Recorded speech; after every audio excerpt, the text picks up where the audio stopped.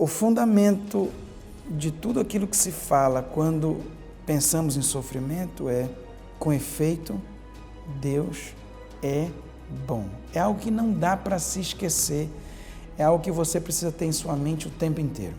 Porque se Deus ele fosse exterminar o problema do mal, Deus exterminaria todos os seres humanos da face da terra. Deus exterminaria todo mundo.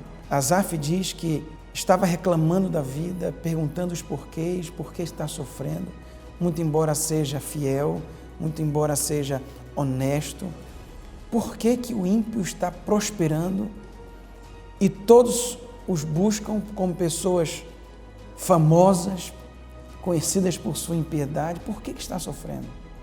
E ele tem essa dúvida, esse desvio da fé, essas lágrimas correndo pelo seu rosto, até que ele entra no santuário.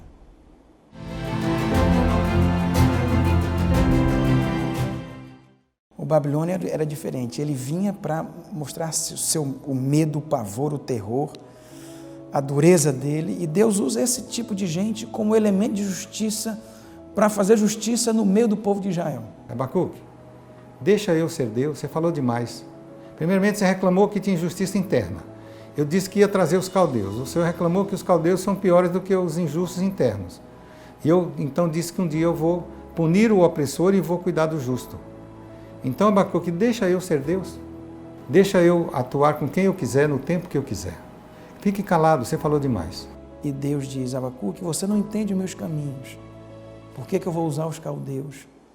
Você talvez esteja reclamando, e com razão, que o justo está sofrendo por causa de pessoas ímpias dentro do povo de Deus. Mas escuta, Abacuque, eu estou no meu santo templo. Cale-se diante de mim toda a terra. O pequeno livro de Abacuque trata de um dos problemas mais difíceis e fundamentais para qualquer pessoa que deseja manter sua fé em Deus. Mais urgente que a veracidade dos milagres ou a conciliação entre a ciência e as escrituras está a necessidade de explicar as injustiças nesse mundo. Deus realmente está no controle? A mensagem de Abacuque nos lembra do livro de Jó, pois trata de um problema parecido. Como explicar o sofrimento dos justos? No caso de Abacuque, o profeta começa com a injustiça e violência dominantes na sua própria nação. Ele clama a Deus pedindo justiça para proteger as vítimas inocentes. Nenhuma solução simples é dada, mas Deus responde a Abacuque de uma forma memorável. No episódio de hoje, vamos estudar este pequeno, mas fantástico livro da Bíblia. Não saia daí, o Teólogos está só começando.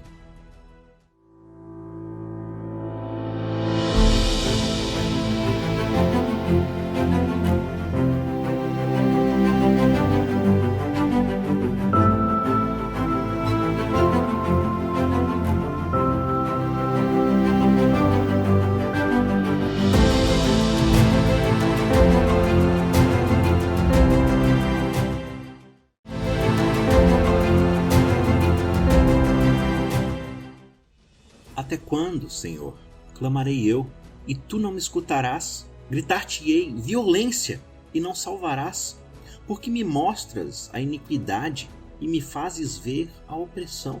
Pois a destruição e a violência estão diante de mim. Há contendas, e o litígio se suscita. Por esta causa, a lei se afrouxa e a justiça nunca se manifesta, porque o perverso cerca o justo, a justiça é torcida. Uma coisa que eu tenho visto em toda a Bíblia, que Deus nunca fica chateado, com raiva, irritado. Você nunca vê a ira de Deus se acendendo, porque uma pessoa de coração aberto, sincero, está abrindo o coração para Deus e reclamando, e dizendo, Senhor Deus, está doendo. Por que, Senhor, eu estou nessa situação? É o que Abacuque está fazendo.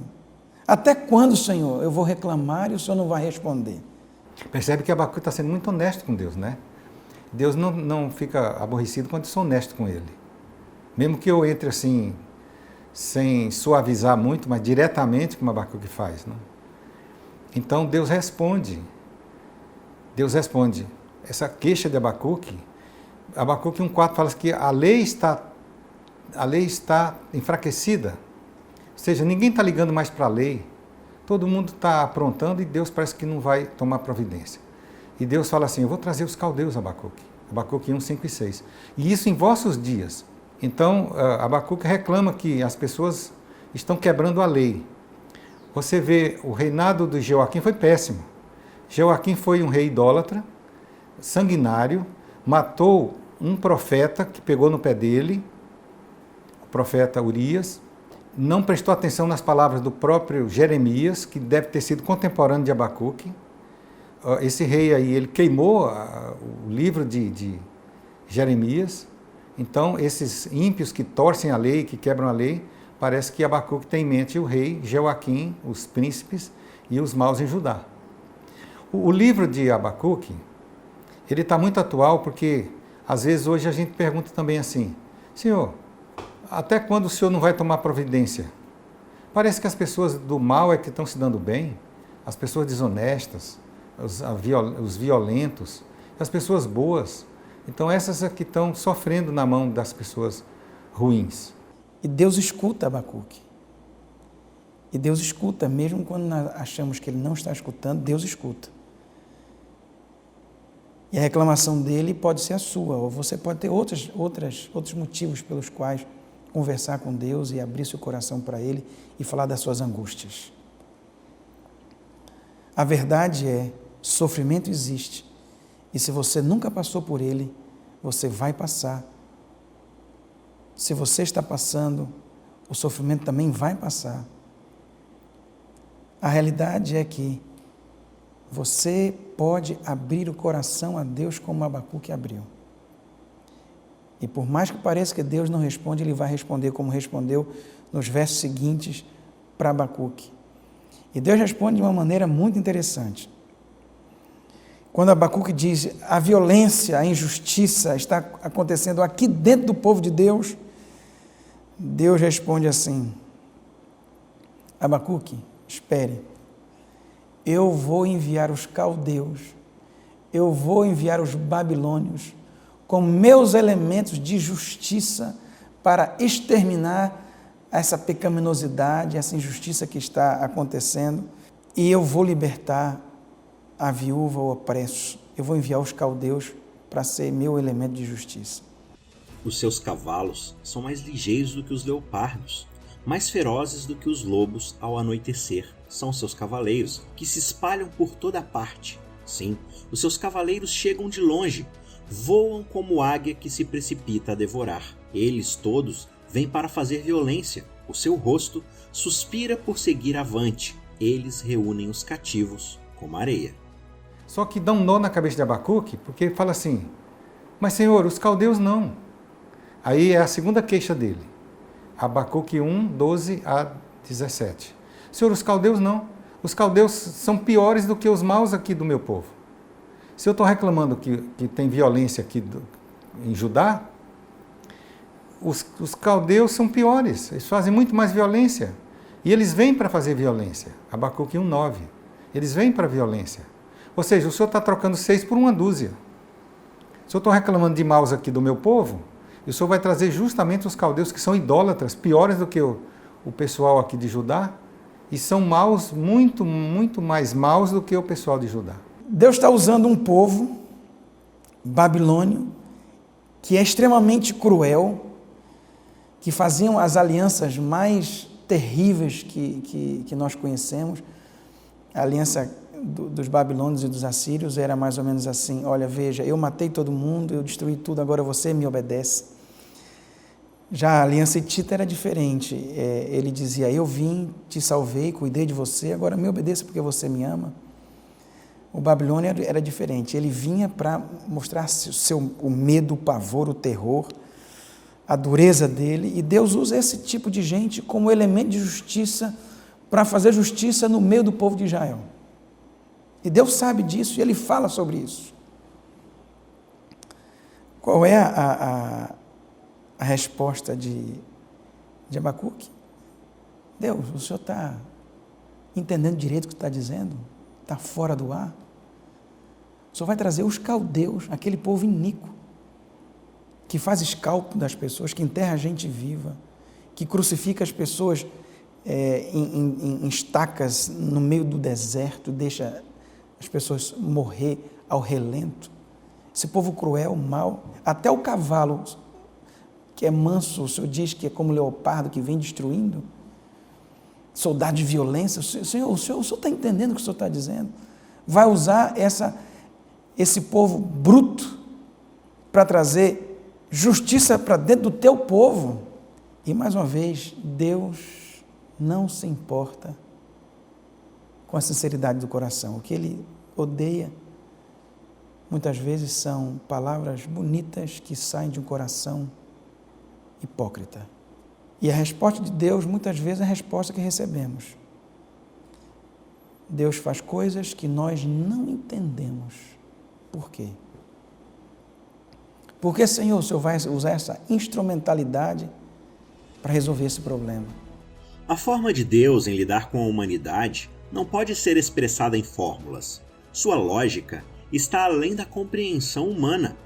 Abacuque tenta impressionar a Deus descrevendo a tirania dos caldeus, mas o Senhor responde ao profeta de uma forma inesperada, ordenando que ele apenas registrasse a seguinte mensagem: O Senhor me respondeu e disse: escreve a visão, grava-a sobre tábuas, para que a possa ler até quem passar correndo.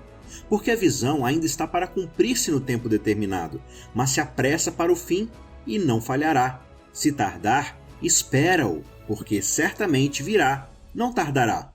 Eis o soberbo, sua alma não é reta nele, mas o justo viverá pela sua fé.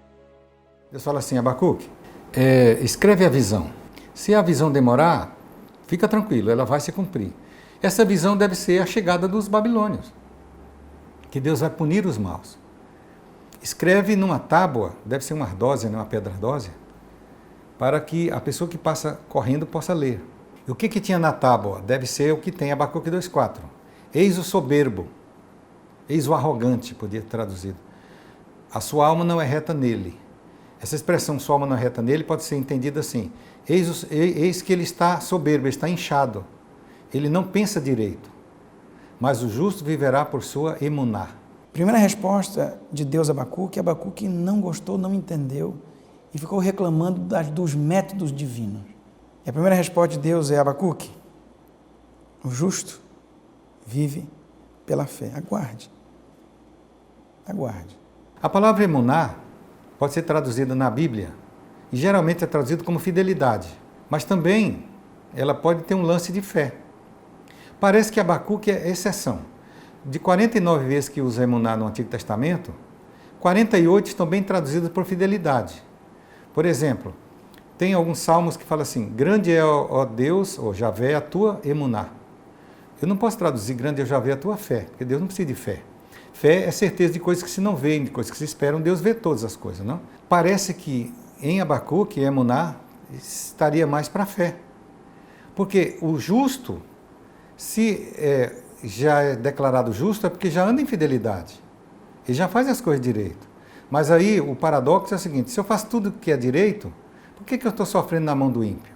Então, quando você faz tudo que é certo e aparentemente parece que não compensa ser bom, compensa ser justo, você precisa de algo mais do que a fidelidade. Você precisa de uma fé incondicional em Deus, sabendo que Ele está cuidando de você, que Ele está atento à situação de injustiça. É como se Deus falasse: eis que Ele está enfermo, Ele está soberbo. Ele pensa que pode fazer as coisas e não vai acontecer nada.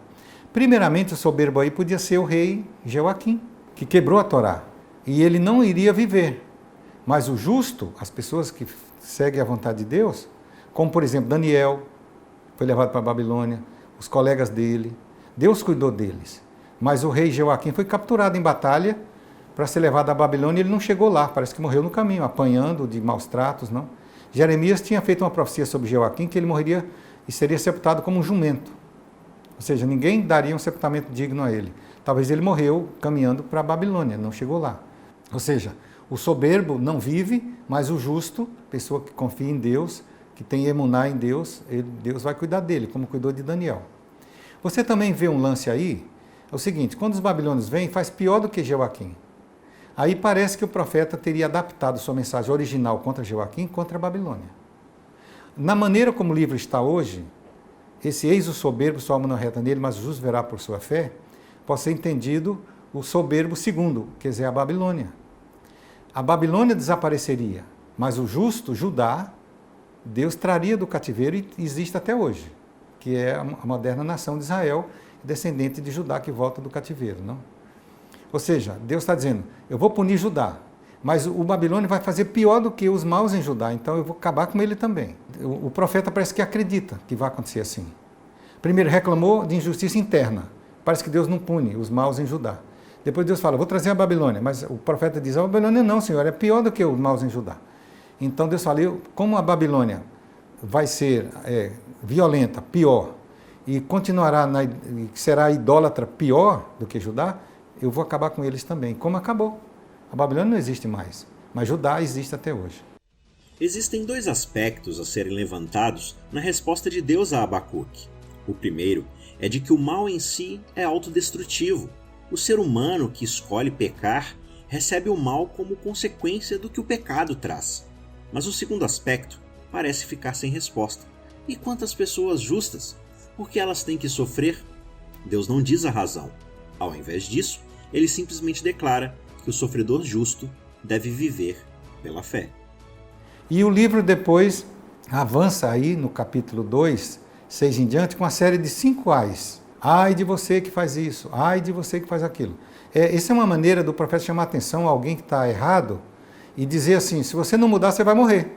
Esse ai aí vem do elemento fúnebre. Então o judeu chorava não ai, mas oi. No hebraico está oi, não ai. Foi traduzido como ai, não? Então o judeu chorava oi, oi, oi minha mãe, oi minha mãe, oi meu pai. O profeta pega o elemento fúnebre e lança na pregação dele. Ou seja, ele encontra um ímpio, está aprontando, está matando gente inocente, está roubando, e começa como que falando, chorando para ele. Falando, se você não mudar, você é um homem morto.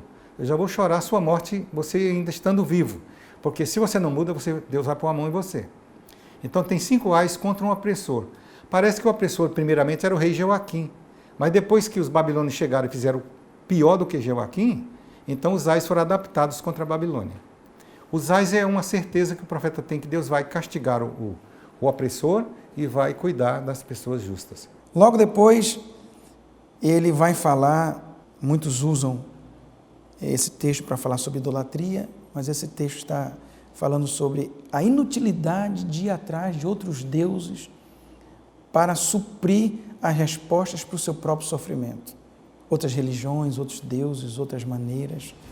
Que aproveita o ídolo, visto que o seu artífice o esculpiu, e a imagem de fundição, mestra de mentiras, para que o artífice confie na obra, fazendo ídolos mudos? Ai daquele que diz à madeira, acorda, e à pedra muda, desperta, pode o ídolo ensinar? Eis que está coberto de ouro e de prata, mas no seu interior não há fôlego nenhum. 2 partes da resposta de Deus a Abacuque. Abacuque, você não entende os meus caminhos, Abacuque. Eu vou usar os caldeus. Você não entende. Por favor, primeiro, confie em mim. O justo pela fé vive. Segunda coisa, Abacuque, não confie em ídolo nenhum para resolver os problemas. Quem resolve os problemas sou eu. Mesmo que você não entenda, não vá atrás de outros agentes para resolver o problema do teu sofrimento. É nesse momento de discussão entre Deus e Abacuque que vem o texto onde o santuário celestial vem como resposta de Deus ao sofrimento do ser humano. O Senhor, porém, está no seu santo templo. Cale-se diante dele toda a terra. Essa é a resposta. Ela é dura. Ela não é algo que nós gostaríamos de ouvir. No momento em que se vê um ente querido que acabou de tirar a vida. Quando digo isso, parece que um filme passa na minha mente. Vamos lembrar de queridos que perderam o patriarca da casa, médico legista, advogado, professor de universidade, sem mais nem menos, sentou na sua cama e tirou sua vida. Por que, Senhor? Para quê? A resposta de Deus para Abacuque é a mesma que ele dá hoje. O Senhor está no seu santo templo. Cale-se diante dele toda a terra. Algumas pessoas usam esse texto para ter reverência ao silêncio dentro da igreja. Mas esse texto está dizendo outra coisa. Ele está dizendo que Deus está no seu santuário celestial, na sua habitação, no seu comando, na sua casa de comando do universo. E se Ele está em controle, todos nós precisamos nos silenciar, porque Ele sabe o que está fazendo, Ele sabe o rumo da história, Ele conhece o final. E Ele, na sua infinita sabedoria, quer dizer: filho, confie em mim. Abacuque, deixa eu ser Deus, você falou demais. Primeiramente, você reclamou que tinha injustiça interna. Eu disse que ia trazer os caldeus. O Senhor reclamou que os caldeus são piores do que os injustos internos. E eu, então, disse que um dia eu vou punir o opressor e vou cuidar do justo. Então, Abacuque, deixa eu ser Deus. Deixa eu atuar com quem eu quiser, no tempo que eu quiser. Fique calado, você falou demais. Então, quando você estiver sofrendo, faça uma pergunta. Por quê? Às vezes eu acho a resposta. Não é às vezes a minha qualidade de vida, eu como coisa que não devia, não descanso como deveria, então às vezes eu pego uma doença. Mas às vezes eu faço tudo certo e fico doente. Quando você estiver sofrendo, faça outra pergunta. Para quê? Às vezes eu vou descobrir. Deus quer me tornar mais sensível, mais humilde, menos arrogante, me deixar então sofrer. E às vezes quando você faz a pergunta por quê e para quê e não tem resposta, tenha emuná. Acredite o seguinte, Deus está vendo. Eu não estou entendendo nada porque estou sofrendo. Mas faça como Jó, eu sei que meu Redentor vive, ele está vendo a situação. E se não for nessa vida, na outra ele vai punir quem me fez o mal e vai me recompensar. Então, eu devo confiar em Deus nos dias bons e nos dias maus. Nos dias ensolarados, nos dias chuvosos. Eu devo ter uma fé em Deus, mas uma fé que crê e se entrega. Esse silêncio que Deus pede não é o silêncio de um feitor de escravos que vê um escravo apanhando e diga, fique calado. Mas é o silêncio que um pai pede a um filho para deitar no seu colo e chorar de mansinho. É o silêncio de alguém que encontra paz no único lugar possível, que é no colo de Jesus Cristo, nos braços de Deus. Quando ele diz, o Senhor está no seu santo templo, ele está dizendo, eu tenho o controle da história, o mal vai ter fim. Eu controlo não apenas as estrelas e o universo, mas também tenho poder sobre sua vida e quero te conduzir. Confie em mim, silencie, acalme-se, encontre paz. Como eu posso tirar tudo isso de dentro de um único verso? É porque esse verso nada mais é do que o resumo de outros lugares na Bíblia onde você encontra Deus do seu santuário, do seu templo, sentado no seu trono, agindo. Através das eras, e talvez especialmente hoje, tem sido um grande teste de fé acreditar que Deus de fato é bom. Existem muitas evidências que parecem dizer o contrário. Deus não nos pede para entendermos todas as coisas, mas Ele nos promete paz se confiarmos nele pela fé. Uma fé que crê que, independente do que nossos olhos veem e nossos ouvidos escutem, Deus ainda está no controle. É interessante como a Septuaginta, e o Novo Testamento vai usar, traduzir emuná como pistes, fé. Só que pistes não alcança tudo que emuná alcança. Pistes tem uma ideia de crença. E Tiago vai dizer que o demônio tem pistes. O demônio crê que Deus existe. Só que ele não tem emuná, ele não se entrega. Não tem nenhuma palavra no Antigo Testamento que alcance tudo que emuná, de fé incondicional alcança. A que mais se aproxima é emuná, que é uma que vem do verbo amã, que pode, na forma ativa, ele pode ser traduzido como crer. Mas não uma crença mera teoria. É uma crença em alguém e é uma entrega dessa pessoa, nessa pessoa que eu creio. Não é? Porque pistes tem uma ideia mais de crer. Então eu diria assim, se eu creio num piloto que pode me levar a Portugal hoje, atravessar o oceano todinho, Atlântico, se eu tenho emuná nesse piloto, eu creio que ele é hábil para manobrar o avião até chegar em Lisboa, e eu entro no avião. Diferentemente se eu tivesse apenas pistes. Ou seja, eu creio que ele é um bom piloto, mas eu não vou entrar no avião. Então, Abacuque é um belíssimo livro que mostra que às vezes o mal atinge pessoas boas, porque ele começa dizendo que a lei está torcida, o ímpio está oprimindo o justo e parece que Deus não faz nada. Então, o mal às vezes atinge pessoas boas. E às vezes a gente pergunta, mas por quê? Eu já fiz tudo certo. Eu devia estar recebendo saúde, recebendo dinheiro, emprego, boa vida familiar, mas às vezes você segue a Deus e vem desemprego, vem doença, tudo. Nesse momento, você precisa mais do que fidelidade. Diz assim, Senhor, eu fiz tudo certo. Não, eu fiz tudo certo, mesmo que eu não entenda, mas Deus está olhando, está cuidando de mim, e Ele vai agir como Ele quiser, no tempo que Ele quiser, da maneira que Ele quiser. Quando ele diz em Abacuque, Deus está no seu santo templo. Eu não estou parado. Eu sou um Deus que age, que escuto a sua oração, que escuto o seu clamor e vou te responder. Estou te respondendo. A resposta que eu preciso de você hoje é apenas uma. Confie em mim. Calma. Fique em silêncio. Tenha paz. O mal vai ter fim.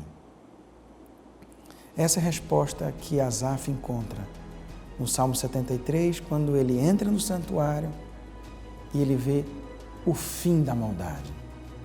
Essa é a mesma resposta que Abacuque encontra quando ele se encontra com Deus Todo-Poderoso e Deus diz, Abacuque, você não entende os meus caminhos. Por que eu vou usar os caldeus? Você talvez esteja reclamando, e com razão, que o justo está sofrendo por causa de pessoas ímpias dentro do povo de Deus. Mas escuta, Abacuque, eu estou no meu santo templo. Cale-se diante de mim toda a terra. Silencie-se, Abacuque. Confie em mim. Tenha paz.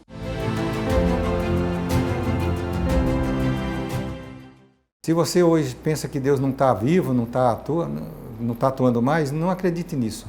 Ele está vendo a situação, Ele vai agir como Ele achar melhor, no tempo que Ele achar melhor. Deus está vivo, Ele está vendo toda a injustiça que fazem contra a gente. E Ele vai agir como Ele achar melhor. Mesmo que você não veja a solução para o teu problema, confie em mim. Eu estou no meu santo templo. O mal vai ter fim. Eu controlo a história, controlo o universo e posso cuidar da sua vida também. Porque Deus está olhando, Deus está vendo e Ele vai punir o ímpio no tempo que Ele achar melhor, como Ele achar melhor, e vai recompensar os justos. Então eu devo ter mais do que pistes em Deus, ou seja, somente uma crença que Ele existe, mas eu tenho que crer e me entregar completamente a Ele, e que Ele faça de mim o que Ele achar melhor.